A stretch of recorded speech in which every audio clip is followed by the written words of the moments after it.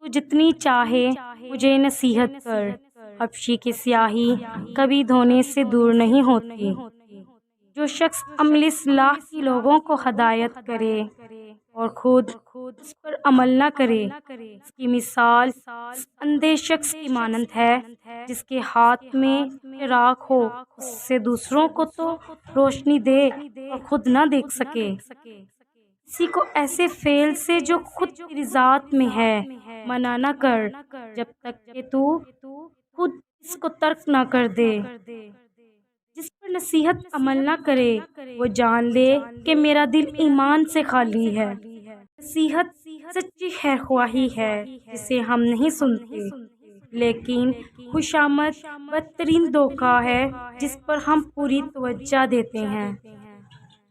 جو شخص نصیحت مان لے وہ بعض اوقات اس شخص سے بھی بڑا ہو جاتا ہے جو نصیحت کرے۔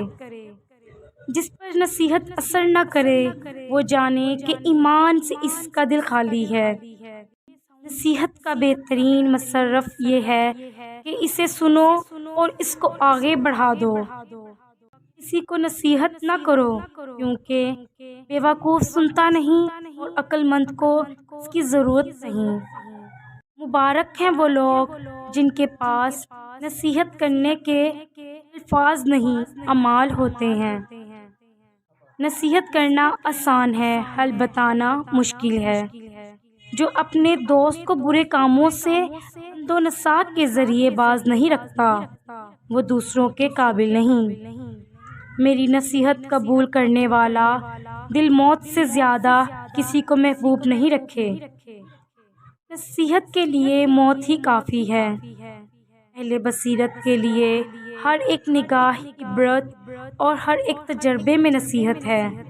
سب سے زیادہ بلیغ اور مؤثر وعظ یہ ہے کہ انسان قبرستان کو دیکھ کر عبرت حاصل کرے۔